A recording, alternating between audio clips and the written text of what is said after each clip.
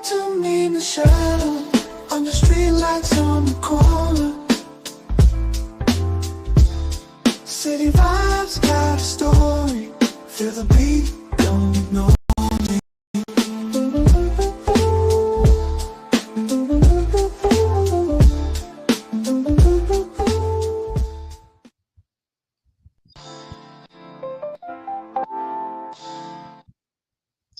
Welcome into another episode. I had a little technical difficulties, so you guys got to remember I am a solo act, so please forgive me. And I know it is a AM show. We usually do it in the evening, but I had to have this conversation with my special guest, Dr. Zuckerman. Now, I want you guys to understand that narcissism is a serious situation. I have had personal experience with it. I have done some research on it after trying to heal. But I was introduced to Dr. Zuckerman by Dr. Tyra, and who's a good friend of mine. And when I looked at her platform and I looked at all the things she was giving people to heal, to help your mental health when you suffer from dealing with a narcissist. So I definitely want you guys to check out this great conversation as well as her podcast. If you need further intellect or support, her podcast is Next Up, Narcissism. So if you guys want a weekly dose of her mental health tips, as well as dealing with a narcissist, this is definitely the conversation and the platform for you guys to tune into.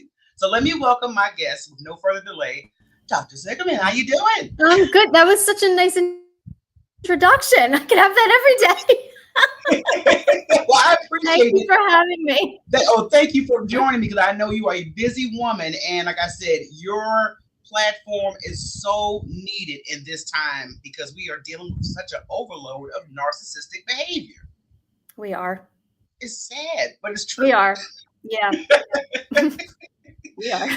Well, I mean, let me ask you before we start getting into the points about narcissism, what made you dive into this particular topic? Yeah, so I've always been interested in it. And, when I speak to people that were in my cohort in graduate school, interestingly, nobody talked about narcissism. If we talked about personality disorders, it was focused on borderline personality disorder. Nobody talked about narcissism ever.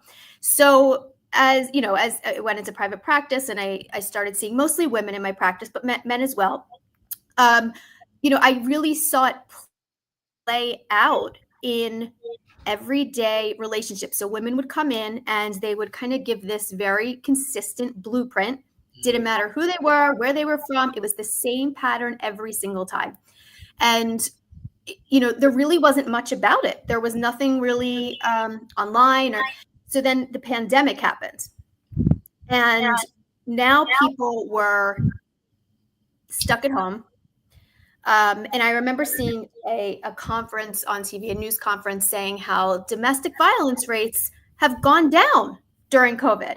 Child abuse rates have gone down during COVID. And I'm sitting there watching this going, what? Nobody was reporting it because nobody's at work. Children aren't at school. Nobody's seeing it. Yeah. So I kind of realized where people's heads were and realized this is an epidemic. And so I really started talking about it online because at the time, that's all the resources and the support that people had. So when you're home with somebody and you're a victim of domestic abuse and you are locked in your house with your abuser, I don't know anything more scary than that. Substance rates are going, people are dying, people are losing jobs. So there's financial problems. So all of this stuff started happening. And I didn't have the intention of it growing to what it did. I mean, I'm happy that it did, but it's also very sad that it did at the same time. Yeah. But it made it a platform for people to share their stories, because I always say survivor stories do more for anyone than I could ever do. And so people were sharing their stories, realized they weren't alone. Then, people that were specialists in this started coming out on social media, and it really just kind of took off from there. And from personal experience, my best friend pulled up in my driveway in the middle of the lockdown and said, I need to find an apartment. I mean, she was in this horrific relationship. And so I kind of saw it firsthand. It was horrible. And I unfortunately have heard some stories as well during the pandemic and even afterwards. because I know that was, like you said, there was a lot of abuse going on because people were living with their abusers. We had no place to go, no place Right. for help. And for you to have a friend of yours come to your home and say, look, I can't do this, that lets you know how serious this is. So Yep. I appreciate the conversation, because I will give you a personal testimony. I was in a previous relationship with a narcissist. It took me, it was a process. I put you Oh that yeah. way. Yep. It was a process to get over. And fortunately, when I found your platform, I was able to increase the knowledge I needed to keep on healing. So that's why I wanted to give my audience this conversation, because we deal with people, whether you're in a relationship with them, friendship, or you work with them. They exist in all elements of life. Mhm. Yes, they do. So the first question I would like to ask you is, what are some of the key traits of a narcissist, and how can someone identify them in a partner? Yeah. So the tricky thing about noticing it in a partner is that in the beginning, and I'm sure we'll get to this, in the beginning of the relationship, they don't look like a narcissist. They look like they are loving and caring and doting, and they sweep you off your feet, and they're everything you could have imagined. And you can't believe you've gotten this far in life without this person, and you're connected on this deeper level. So in the beginning, you know, I always say it doesn't matter how smart you are, it doesn't matter how successful you are, you won't see it unless you know how to separate these love bombing kind of characteristics. But it's really hard when someone's love bombing you for you to say, no, this isn't real, because it feels so good. Yes. Right. Yeah. So I tell people, don't beat yourself up over that, because it's anybody can kind of fall into that very easily. Yes. But generally speaking, narcissistic personality disorder is somebody who is very entitled, right? Very self-focused. They can either come off as very pompous, or they can come off as always being the victim. Everything bad happens to me. Everyone punishes me. I'm always getting, the worst of everything, and just kind of plays that victim role. They have very big ideas about themselves, right? Even if they play the victim, they still have these very large ideas about themselves. They're extremely sensitive, and I don't just mean they take offense to it. I mean they will break into a rage, or they will cut you off to any perceived criticism, even any perceived criticism. Okay, they will take it and they will run with it. They are extremely manipulative. They will do whatever they need to do to get what they want, and if you get hurt in the process, well, that's your fault. You were in the way. Their main goal is to just obtain power and control over you, your behaviors, your life, your emotions, your thoughts, everything. And so those are kind of the other thing I would say is there's this innate lack of empathy. So the tricky thing about narcissists is that they can fake empathy very well. And cognitively, they know they're supposed to be empathetic, or they know they're supposed to act a certain way, but they don't actually feel that. It's not there. So they don't have remorse. Yeah. And I definitely agree, like I said, because everything you just named, I have flashbacks as you was talking. I'm not going to lie, because everything you listed, I definitely experienced. And it's sad that, like I said, I don't feel sorry, because, hey, you said it's normal for us to overlook some of these traits. Oh, yeah. And just feel comfortable in that environment. But yeah, it's definitely, oh God, it's eye-opening. Well, because also it's not something that all of a sudden shows up like fireworks, like here's the symptoms. I mean, when you're in a relationship with a narcissist, it's such a slow, insidious process. So it's like, I always use the analogy of a leaky faucet. It's a drip. And, I'm consumed with things. I have kids running around. I have a job. I'm not really paying attention to it. And then before you know it, you're standing in your house and you're knee deep in water, and you don't know how the hell you got there. So it's very slow. And that's why when you said leaving is a process, I think the average is 7 times you leave before you actually leave for good. So it's a process because of the way it's set up. It's set up in such a structure that it's very similar chemically to drug addiction. And I can see that, because, like you said, it's a process. You don't see it right up front. But that brings me to my next question. What are some of the early red flags in a narcissistic relationship, the kind of behavior they may display? Yeah. So this is the hard one because, like I said, we all want someone to make us feel good, right? As much as, especially as women, we want to be independent, self-sufficient. And we also want someone to love us and take care. I mean, there's nothing wrong with that. That's just, we want that. And so it feels good. Yeah. And so in the beginning of a relationship with a narcissist, you're going to see things like, it's not just you connect with someone, it's that you feel like you have gotten swept off your feet by a tidal wave. It is so much. And it's so, it's just so powerful. You feel like you're soulmates. And I tell people, and I'm not joking, if you hear them mention the word soulmates within the first 6 months, you run for the hills. Run. Here's why. Listen, I mean, I would love to say, and I know there's people that met and say that they're soulmates, but you're like the 1%, maybe even less than that. Here's the thing about saying you're soulmates. You don't even know this person's middle name. You don't know what they're allergic to. You don't know what it's like when you argue with them. So even though, we're sold this idea, and this is a whole other topic I could talk about, how Disney just completely just screwed everybody up. Mm-hmm. But, this Hollywood romanticized version of love and happily ever after isn't real.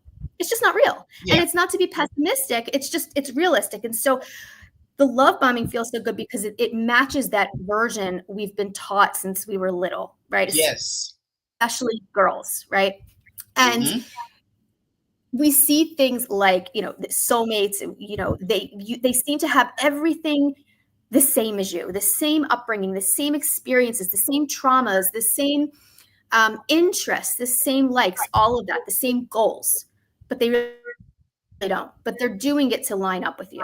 They will also, if you find that you are talking about things that are so vulnerable for you to talk about, right? And you find yourself, let's say, talking on date number 3 about the details of the abuse that you dealt with growing up, let's say. That's an odd conversation to have that casually at 3 dates in. Even if you're an open book, it's still odd. So if you find that they're pulling these things from you, that's a red flag. It's a red flag if they start talking about all of their exes or past relationships as crazy, or that they're the victim. Listen to how they talk to people. Do they, and I know this sounds weird, but do they over tip to the point where it's ridiculous? Are they rude to wait staff at restaurants? Are they rude to salespeople? Do they have that kind of entitlement? Are they listening to you when you talk about yourself? Are they even giving you space to talk about yourself? And if you do talk about yourself, do they remember it? Or are they asking you the same questions over and over again? If you are speaking 24 hours a day, I've had this happen with people. They say, oh, we were on the phone all night long into the morning. That's not normal after a first or second date. And I'm very cautious to say what's normal or not. Right. That's not normal. It should be organic. And I'm not saying it's not going to be amazing, but it shouldn't be a tidal wave. I can see that because nowadays when you're dating, particularly with my experience, it's like so much up front. I mean, I just start talking to somebody and the next thing I know, I got a whole photo shoot of him on my phone. Yes. And I'm like, yes. Red flag, you doing too much. And the fact that I get over a dozen pictures of you on the first interaction, yes, I'm definitely stepping all the way back. Yes. So that's scary. Yeah. But how does narcissistic abuse impact someone's mental and emotional well-being? It does considerable amount of damage, which is why I love that you're talking about this, which is why I like to take the stance of preventative medicine almost, because once you're in it, it is so damaging and so difficult, as you know, to get out of it. So the narcissist goal is to suck you in the beginning, get all your vulnerabilities from you, store them away so that they can use them against you at a later date, right? Mm-hmm. And slowly over time, strip you of your sense of self, your self-identity, so that you are literally nothing but just an empty shell. And I will have women who, and men too, mostly I say men too, women absolutely can be narcissists. Yes. I will have people say after the relationship that they are a shell of their former self. They don't even know what music they like. They don't know what flavor ice cream they like, because they were told this narrative of who they're supposed to be, what their interests are. My friend that I was talking about, she couldn't decide what side of the bed to sleep on. Like these small, tiny decisions that you weren't even allowed to make, that just you didn't even consider. And so the goal of a narcissist essentially is to strip you down to nothing. And they do this very slowly so that you don't see it. They slowly isolate you so that you can't run the abuse by anyone else or have like grounding checks with other people. They'll gaslight you, manipulate you. And the goal, again, is to get you to out your own perception of reality so that you are forced to have to depend on them to define it for you. You don't trust your own perception and judgment, which is really scary. Also financial, they trap you financially. They will say, oh, quit your job. I'll take care of you. Here's my credit card. You deserve to relax, kick your feet up. I will take care of everything. Now you have no income. You don't have the passwords to your bank account. You have no idea where your money is, what investments you have. They're gambling. You're $300,000 in debt. You don't know. And it's all of these things to keep you stuck. And it's scary that as you break that down, and I'm thinking about previous relationships, and basically I've been a narcissistic magnet.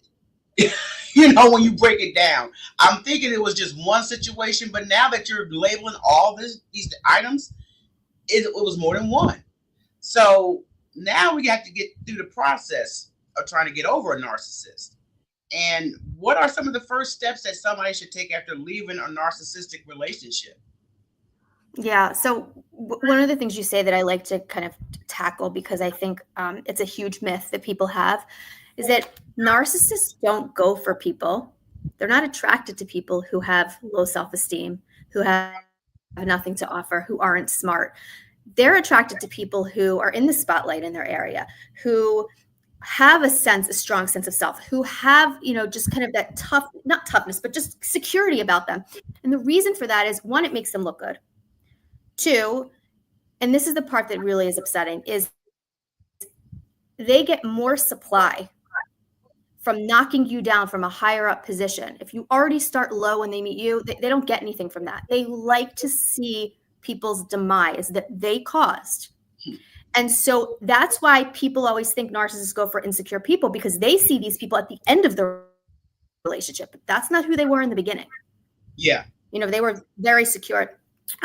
So as far as getting over a narcissist, so here's the thing.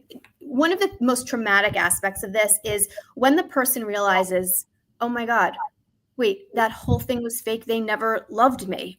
Oh my God, right? And then they realize they don't even know who this person is. And it's extremely unsettling. You feel like your whole world has just been, just completely exploded, and you don't even know what end is up. So this whole relationship you've had has been false. It was a facade. All the trauma you experienced was based on that. So then you get angry in addition to just confused, right? And a narcissist will never let you go. They view you as their object, and they collect objects. So they may end things with you or cut you off, or you may leave, but they will forever view you as property of theirs. And so when they're not getting their needs met through other people or other things or whatever, that's when they come back and try to suck you back in, which we call hoovering. But it's not always to get you. It's never going to be because they're sorry and they love you and they miss you and they've changed.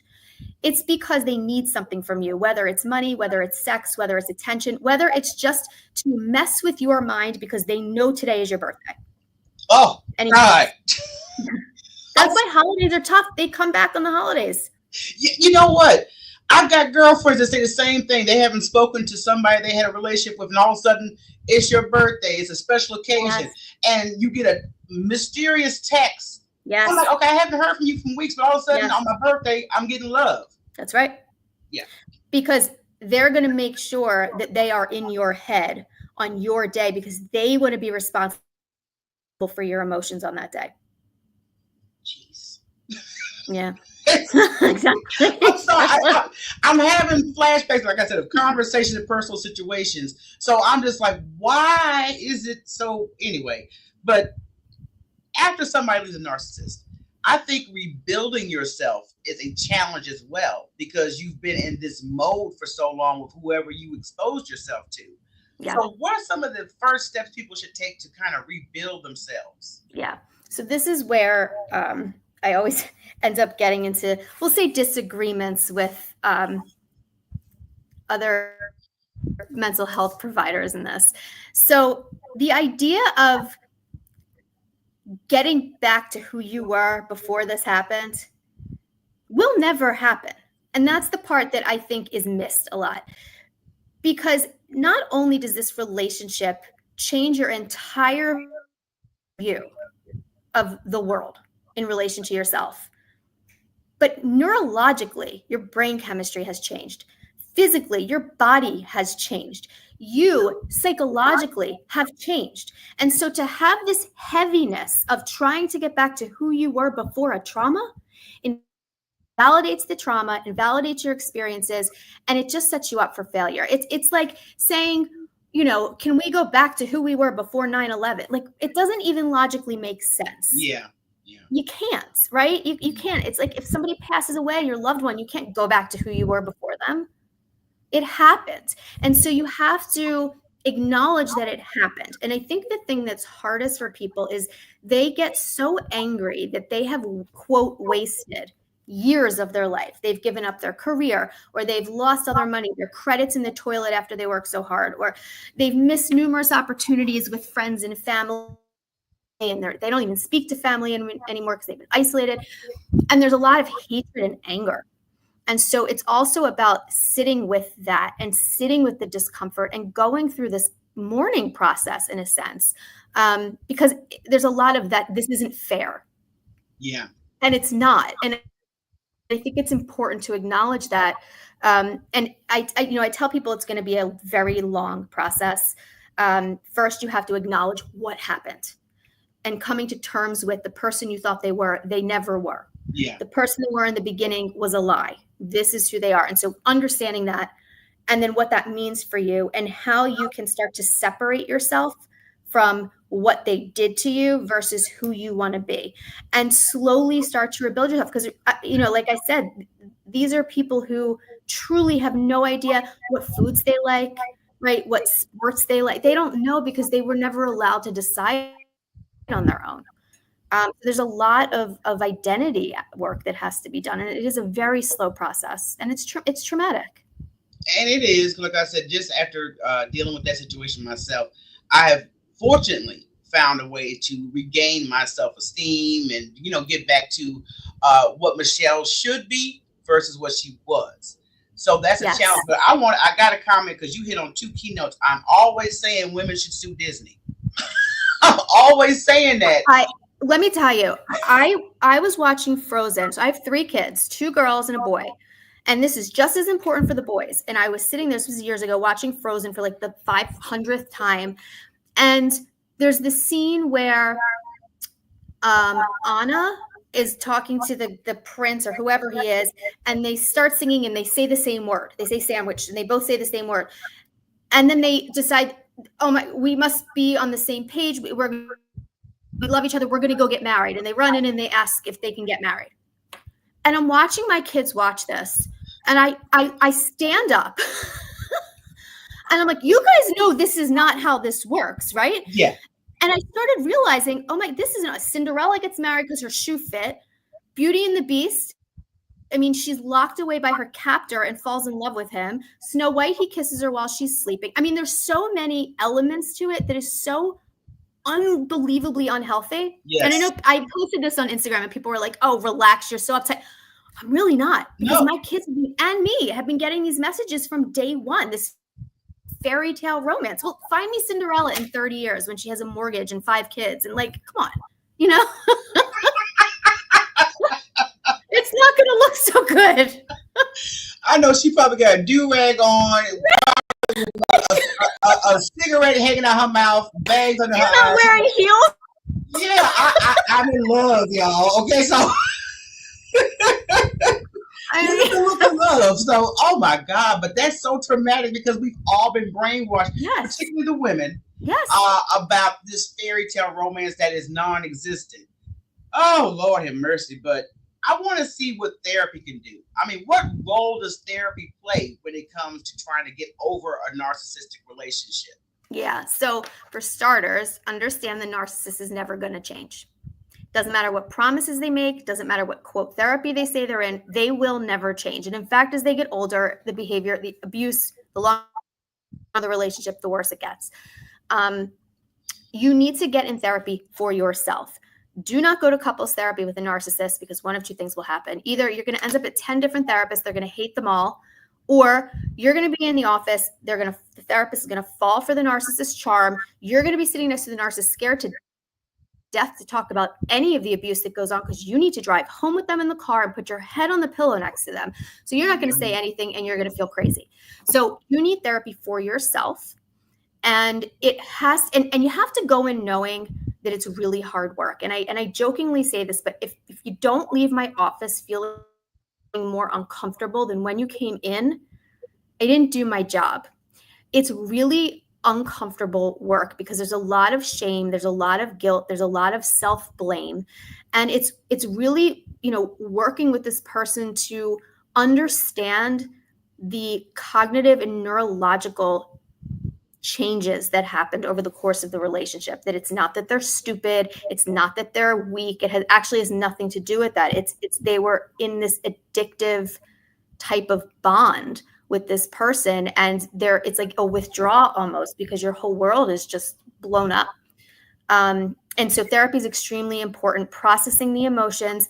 But I really like to focus with people on behaviors rather than, it's important to process the emotions, obviously, but you have to be careful not to just circle talking about the emotions. You have to make sure that you're taking active steps, things that you can actually check off. Did I do this? Yes or no? So thinking about what are some things that you want to do this week that bring you closer to the things that you personally value. Yeah. And if you value, let's say, being a good friend.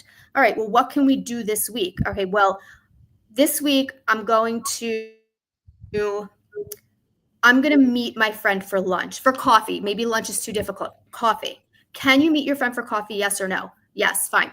If you wait to feel better to meet your friend for coffee, it will never happen. But if you go, you give yourself the new experience of not being controlled by anyone, of being able to have a conversation freely, and then that starts to change your feelings as a result. So you have to kind of reconfigure what your values are, and then make sure that each behavior you do is in line with those values, because that's going to bring yourself closer to you. Because I could tell you what I value, but I can't, as a therapist, tell you, you need to exercise and you need to do this. These are kind of like, because that may not help you.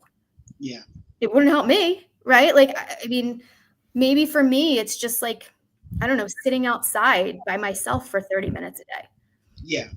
And it does, like I said, when you find something to invest yourself in that you may actually enjoy, you may have been shadowed from doing it before. Yes. Because you were worried about approval. It's a great feeling to break away from that, because, like I said, there's no control issues. You can do what you want to do, and we don't have to worry about any circumstances when we're on our way home. No. So I appreciate that you are giving people that advice to go ahead and take a chance with something and it's new. Empowering. Yeah. It's about empowering yourself, because you've lost that along the way. And so, it's you have to figure out ways to give yourself that power back over your life. That it's without that, it's really hard to really do much, right? Yeah. And be scared. Do it and be scared at the same time. Yeah, because I think a lot of people hesitate on doing those independent activities because they do have a sense of fear. Oh yeah. Yeah. So, and I'm like, the sense of fear is so overbearing. And thank God, like I said, my sister and I have been on a spiritual journey, so that's a healing process. Yep. As well as dealing with any type of narcissistic behavior. Yep. But at the same time, what advice do you have for dealing with a narcissist who is a co-parent? So yeah.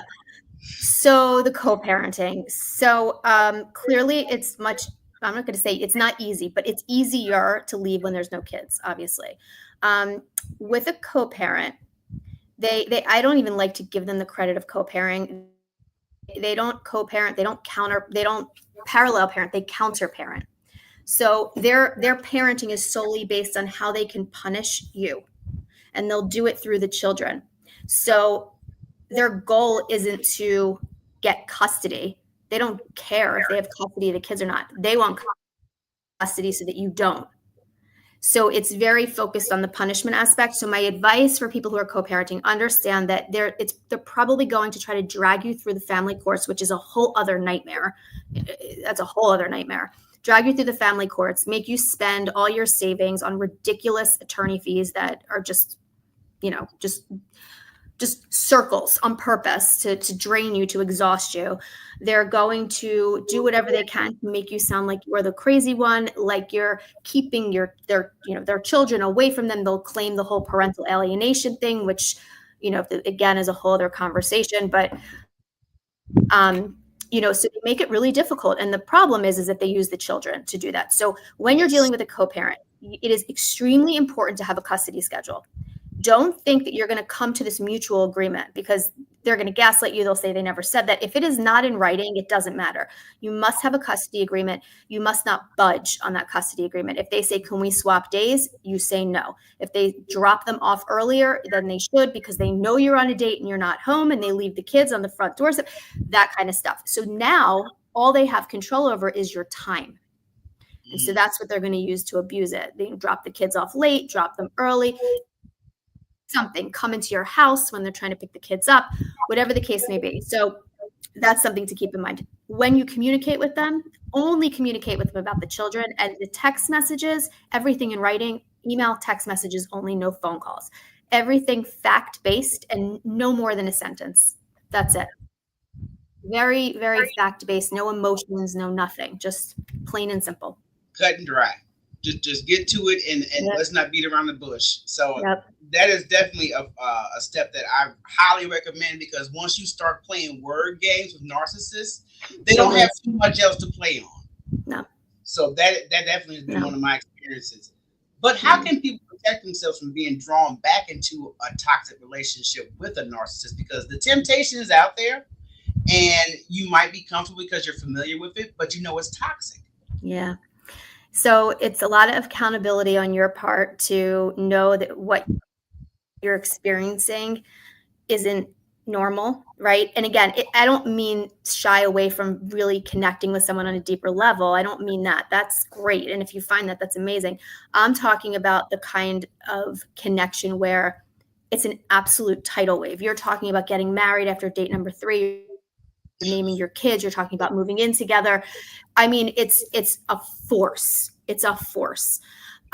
There's nothing organic about it. So there's that piece of it. You want to kind of be aware of those love bombing efforts. But that's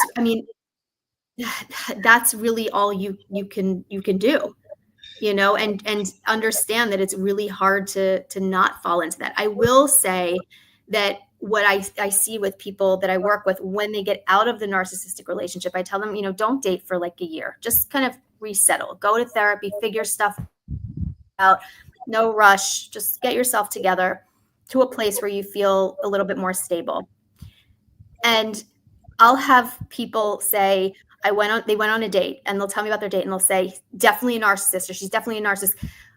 He opened the door for me to get out of the car. And, and I'm sitting there going, what, and they'll look at it as it's controlling. It's so, it's so old fashioned, and they're going to be, and so what happens is, because you're so cautious, sometimes people tend to go to one extreme, which is just a safety thing, which I understand. And so we slowly start to work them back towards the middle. But that's pretty normal for that to happen, which, listen, isn't a bad thing, because your nervous system at this point is just shot. So you're super sensitive to anything, right? Yes. And you can misperceive it. Yeah. And once you have your eyes open, I think you can relax a little bit, but it's always the going back to the person that caused the abuse in the first place that happens to be the familiar territory, and we try to make it work. It is not meant to work. So let's carry on. But Yeah, and that's why I say it's similar to substance abuse in a way, because if you had a drinking problem and you've been sober for 30 years, if a know a glass of wine is sitting in front of you, it's never going to feel 100% benign to you. It's always going to feel a little uncomfortable. So it's the same kind of situation where if you put that person in front of you again, it could be 30 years later, it's going to trigger something in you. yes, And it's learning to sit with that discomfort and knowing that you can tolerate it and ride it out like a wave rather than acting on it to get rid of that discomfort. So it's important to learn, mindfulness strategies to sit with the ickiness. yeah, and that's a healing process we all have to go through. I mean, it's nasty, but it's got to, you got to hand it out there.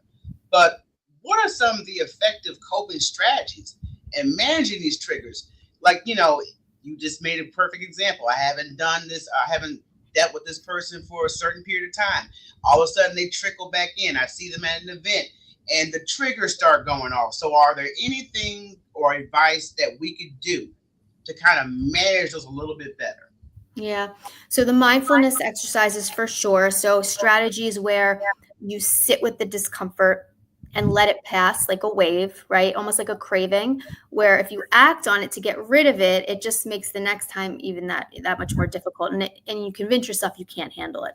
So strategies to sit with the discomfort. So focus on your breathing, focus on how your body feels. I like the 5, 4, 3, 2, 1 exercise, where you find 5 things in your environment that you can see, 4 things you can touch, 3 things you can hear, 2 things you can touch, that kind of thing, to ground yourself in the moment so that you don't get stuck in your head. And then, there's something to be said for blocking them. You have to block them on everything. Now with co-parenting, it's a different situation. I understand that. Block on social media, anything that doesn't have to do with the kids, let's say, but no kids involved. Block them on everything. Emails, you're going to have to block their family, their friends, because they enlist other people. They spread lies about you. They try to smear your character so that they are believed more and you lose credibility should you talk about the abuse. So it's important to really to just kind of shut them down and just disconnect from them completely. That's really the first step in all of this, because that removes a significant trigger for you. Now, there's obviously going to be triggers throughout your day. You're going to see something that reminds you, or you're going to hear something, or whatever the case may be. That's why those strategies to sit with the discomfort are so important, because if you don't, you end up minimizing your world in an effort to avoid triggers, which you don't want to do, because you've done that for so long already. Exactly. And that's sad, because my sister's in the audience and she's speaking on the text messaging, because I think we've gotten so comfortable with really non-interpersonal communication, and text messaging definitely offers that. And it also offers them a way to communicate without actually facing you. Yeah. And they know, okay, when they read this text, the mind's gonna start, the wheels are turning. Right. And you're just trying your best. Like, okay, I don't need to respond. I don't need to interact. I just need you to be out of my space. But they make it very difficult by doing those little teasers of texting, these little messages, doing a temperature check is what I call it. You try to check the temperature of the water. That's right. To see where I'm at. And I love that. Yeah. Yeah, it's not going to work. But and they don't really care how you're doing. They just want to see that they still have access to you. That's it. That's it. And you know what? Because I've been going to therapy, and my therapist just told me when I was speaking about my former narcissistic relationship, she said, "Did you ever block him?" I said, "No." Well, you wanted him to have access to you. I had to be a woman and own up to that, because usually a block button ain't nothing but a click. But as easy as it is, I didn't do it in that situation. Yeah, it's hard. It's hard. So I'm glad that I was able to, I'm glad she called me out, number one. Yeah. And sometimes it's scary. You don't know what they'll do. If, sometimes there's, valid threats to your safety. That's the other thing. Leaving these relationships are not normal breakups, right?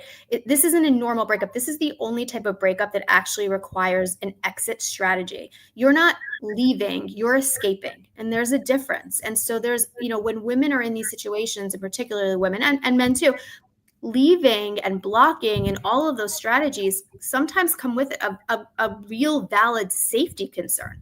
That's when the violence rates escalate, during the time when somebody's leaving. So, this isn't a normal breakup with a toxic partner because they cheated or whatever. This is a whole different ballgame. I mean, this you have to be very careful about.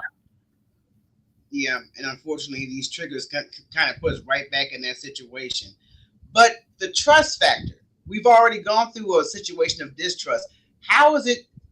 Is it a capability or a skill set that we need to have when we start to go out there and try to trust people again? Because that's the hardest process, is the trust. Yeah, I like to take the approach on this from a nervous system standpoint, not like a cognitive thinking emotional state, because really what happens is your nervous system is so dysregulated.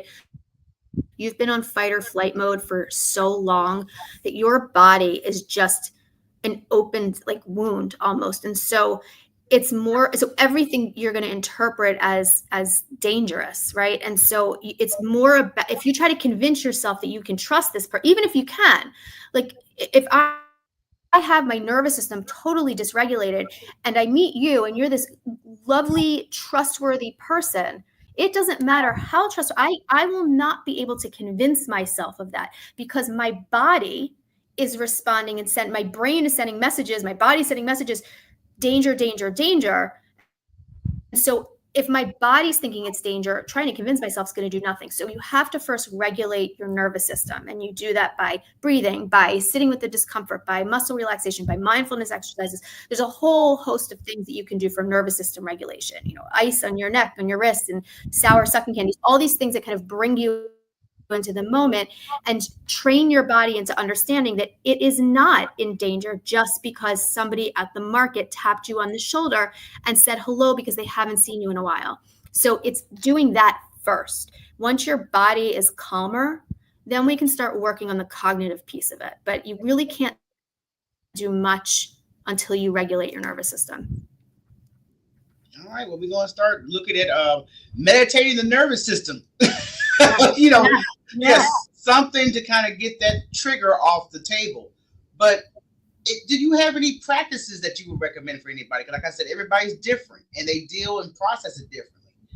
What are some general practices that you would recommend? Yeah, so easy, quick ones that I like to give people, that 5, 4, 3, 2, 1, that I really like that one, because that you can do if you're sitting in a meeting at work, nobody knows you're doing it. I like strategies that nobody knows you're doing, because the truth is when you're home by yourself, if you panic or you can do more stuff, no one's around. But when you're out in public, it's a little bit different. And I like people to not restrict their social world because of this. So something ridiculous like carrying around really sour sucking candies. And what that does is when you feel like your body is dysregulated or you're panicking or you feel that rush coming on, what that does is it kind of shocks your system back into kind of, let's say status quo. It just kind of brings you back.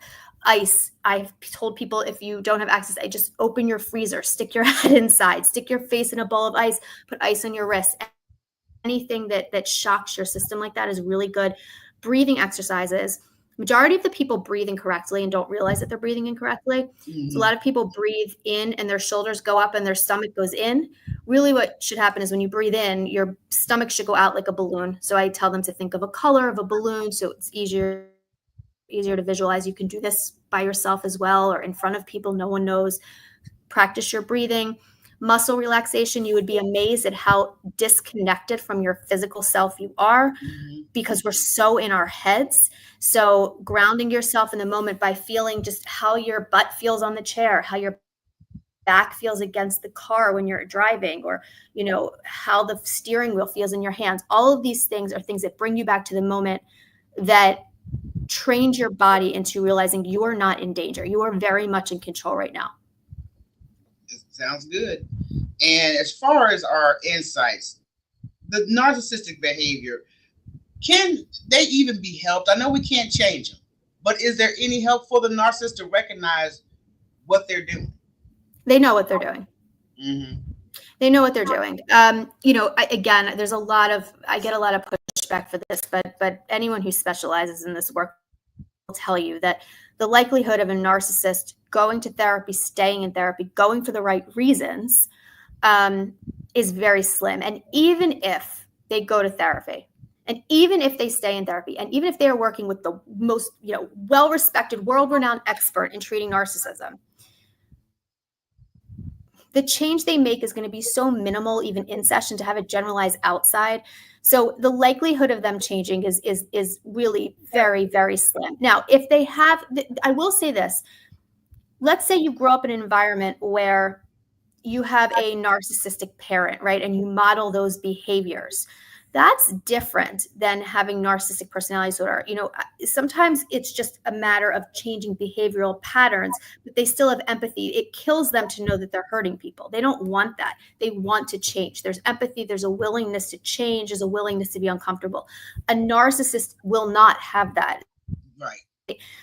It doesn't benefit them to change. Why would they change? They get everything they need. That's very true. And I've always said, usually a narcissist, they know what they're doing, and they usually don't really need to, or they don't care to get any help for the situation they're in. Yeah. So they want to keep causing that toxic behavior.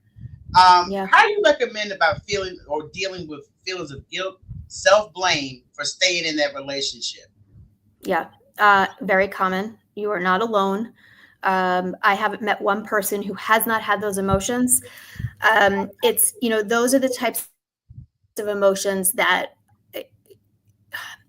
they are constructed as a way to manipulate you and keep you stuck. Because a lot of times people won't leave because they feel guilty, they're embarrassed, they have a lot of shame. And so those are emotions a lot of the time that are deliberately constructed for you over time to manipulate you, get you to do things that you wouldn't normally do, and to keep you locked in. So it's important to figure out, kind of when those emotions come up for you, are they valid? Do they make sense? Or are they there because that's the narrative you've been sold? And so it ends up really kind of separating the narrative you've been sold from you yourself, which you may not even know who that is, but you know that it's not the narrative you've been sold. So at least you can kind of start there.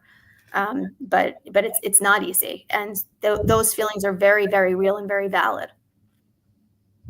Granted. And I'm sorry that there's people I got two audiences going, really three. And Mama in the Instagram chat, if you have a question, definitely ask your question. YouTube, same thing, because I'm getting ready to wrap up the interview. So if there's any questions you guys may have, this is the time to ask, and I will definitely let Dr. Z know what's on your mind. But what are some of the warning signs to look out for even after you date a narcissist? Because like I said, getting back out dating after dealing with that situation, again, it's a trust issue again. But I don't want to put myself on hold from that bad experience. So how should I approach that? Yeah. Slowly, and with a ton of social support. One of the most important things is having people outside that you can, whether it's your therapist, a friend, a parent, whatever the case may be, a colleague at work, that you can confide in so that they can give you some grounding if you can't see it yourself. Because sometimes we need somebody outside of us to be objective that we may not be able to see on our own. So I think that's really important, is surrounding yourself with people that will give you the truth, that have your best interest in mind. So that's important. And understanding it's a slow process. The way it was structured to suck you in, it's going to take that time to pull you out. It's almost like a cult. You have to retrain your thinking. You have to retrain your place in the world. I mean, it really shakes you to your core. Yeah. Again, it's not a normal breakup. It's not different. It's not. It like I said, when you date a narcissist or be in a relationship with a narcissist, and regardless on what period of time you guys were together, it's a pattern and a programming that you have to shake yourself out of. I love that. It's a programming. Yep. Yeah, it's programming. And I just think that, sometimes you have to reboot. That's my favorite term, just to reboot your system. I love that. Yep. And just get your updates like you would on your laptop or whatever device you use, and just start from there. And the temptation might be leery on you to go back because you feel that you don't deserve any better and you don't need to be Yes. with anybody that will treat you, and they will make you feel the Yes. statements that are made. You're not going to find anybody like me. Who else is going to date you? No one's going to love you like me. No one knows. I know you better than you know yourself. That. So it is a tug of war within yourself when it comes to that situation. But I'm hoping everybody out there that is dealing with that, regardless whether it be relationship, friendship, co-worker, that Dr. Z, you got to listen to her podcast. But I also want you guys to listen to any type of recommendations you have. Of course, her podcast, I want you guys to follow and subscribe to, because gems are dropped on every episode. But do you have any other recommendations that you would tell people, this is what I recommend you do to kind of get the process started? Yeah. So, I think social media is a really good support to have, as long as it's coming from people that, that specialize in this, because it is a very nuanced, very complicated type of dynamic. So, you can go to my Instagram page, Dr. Z Psychologist. I have a ton of information. I'm constantly putting stuff up. I think it's important to listen to survivor stories, so that you feel validated, so that you don't feel alone. I cannot stress the importance of therapy. If therapy is something that you can't access, or, whatever the case may be, then I recommend online. There's workshops that a lot of us will have that you can download for free. There's, chat groups. There's a whole bunch of resources out there. Just make sure it's coming from someone that specializes in it, for sure. But there are resources. There are, people will say all the time, it's such a small percentage of the population. Everyone's talking about narcissism. And it's true, that sometimes people misuse the word. But here's the problem. The reason why it's so underdiagnosed is because they don't present for treatment. And if I'm in a relationship with a narcissist, half the time you don't even know that that's what's happening until well afterwards. You think you're going crazy on your own. How's anyone? We don't even know. So I do think that it's way more prevalent than we think. And I think there's something to be said for being weary and mindful of it. And I don't mean to sound pessimistic. I just think that if you've been through it, you can't go through that again, right? Like, once you see it, you can't unsee it. And you just won't go through that again, because it is so unbelievably draining. Yes, it is. So other resources, definitely social media, online, look for free workshops, free downloads, any type of podcasts, or, on my, my website, I have a list of resources on one of the pages of a bunch of different websites, a bunch of different books, that are really good resources for this. Well, definitely give your website address so everybody can just go over there, sign up for whatever Dr. Z has available. What's your website address? It's JamieZuckerman.com, Jamie, Jaime. Thanks to my parents for spelling it odd, but yes. That's all right. It makes you one of a kind. So take it as that. It makes you very unique. Dr. Z, I cannot tell you how much I've gotten so much from this conversation, because, like I said, it's still a healing process. But just speaking with you and listening to your podcast on what you recommend and the steps we should take to heal ourselves, I cannot thank you enough. And I'm hoping that I can get you back on for a future episode. Whenever. Because absolutely. This conversation was just so enlightening. And my sister and I know Rocky, I know we're going to have a discussion behind the conversation. Okay, so thank you again, Dr. Z. It's been a pleasure, and I appreciate you taking time out your schedule to join us for this conversation. Yeah, thank you for having the conversation, and anytime. Yeah, happy to come back. All right, Dr. Z. Talk to you soon, okay? Take care. Bye-bye. You too. Bye-bye. You guys, please go follow Dr. Z. I mean, that was so much fun and so much information. And yes, and I appreciate everybody on Instagram listening to Dealing with a Narcissist. If you guys did not know, my first writing project was on being in a narcissistic relationship, and it's called Breaking Free. That was more self-therapeutic for me, because I felt that I needed to get that off my chest, and still dealing with a leering presence of a narcissist, still trying to do the narcissistic stuff that they usually do. So I'm glad I'm healed, not totally, but I'm getting there, with therapy, friends, girlfriend sessions, doing what I would like to do with my life and not being held captive. I am going to enjoy my life. And I recommend anybody that's caught up in a relationship, friendship, co-workership with someone who is narcissistic as Dr. Jamie Zuckerman. If you guys go to, or if you're following me on Instagram, I will definitely make sure I make a note of that. And when I put the clip in there, so you can follow Dr. Jamie Zuckerman, I really was excited about this conversation. And it really gave me a little bit more of a you go girl type of thing. So I appreciate everybody coming in. Now, of course, there's a new episode audio-wise. It is the ultimate Thanksgiving guide. How you need to act at somebody's house if you a guest, how you need to act if you a host, and all the other in-between stuff for them comments, like when you going to bring somebody home. That's none of your damn business. Don't worry about my love life, because obviously you ain't got one because you're asking about mine. Okay? So listen to that episode on the go. And I will not have a second episode this week because Thursday is Thanksgiving and I'm going to spend that time with my family, be in the kitchen. We're going to be doing some fun family stuff. And I'm hoping everybody has a wonderful Thanksgiving. But next week, you guys have got to tune back in because I'm going to have Sexy Spirit on. That's going to be on December 2nd. And we're going to be talking about tapping into your inner goddess. I'm already tapped in. But I'm tapped into my goddess. But I want a little bit more. Tapping in. And then December 5th, one of my favorite people to have on is comedian Big Vino, and we're going to be talking about why do men and women feel like they don't need each other. We act like you know, I really don't need you, and we do. We got to stop making that a normalcy about we don't need each other. Yes, we do. So you guys, make sure you subscribe, turn on your notifications, and make sure you just tune in and listen to me on the go on any podcast platform. And also check out the other great shows on the MBG Podcast Network.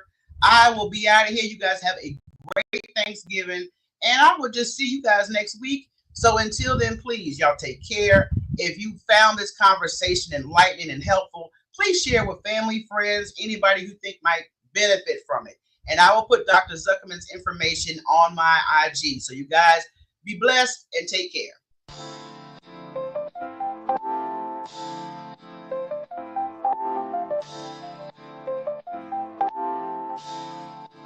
Talk to me, Michele, on the street lights on the corner. City vibes got a story, feel the beat.